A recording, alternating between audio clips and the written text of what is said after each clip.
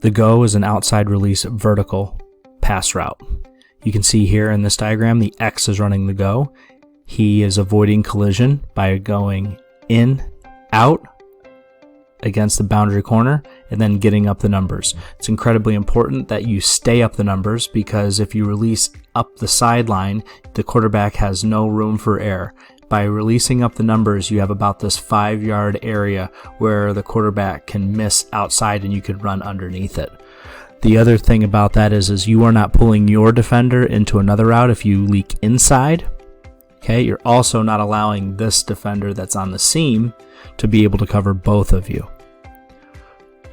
Consistency and reliability is going to get you the rock. Here we're going to look at a go by our X receiver at the top of the screen. Notice that he's got a man defender with no safety help. The defender is under the hard deck, so this should be a nice, easy decision for our quarterback. He's going to throw this ball even before our X receiver is open. Notice that he stems inside, gets this defender's hips turned, and then releases outside, and notice where he catches the ball. Ball snapped, inside, release outside, up the numbers, completion.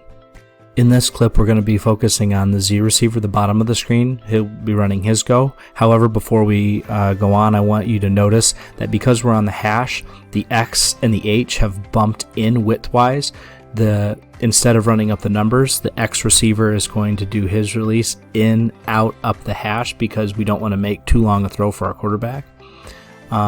You'll notice also over here, he's not in screen, but we have a man defender with safety help.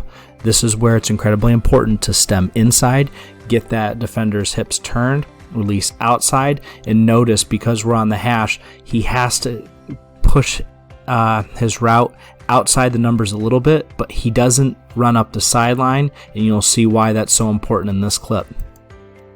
Ball snapped, releases inside, hips turned, and he leaves just enough room to catch that ball for a big completion. Whether man or zone, it's so important that your initial stem on the go is inside to get that defender's hips turned in and then release out. The go can be incredibly devastating as long as you are consistent and reliable and always where you need to be.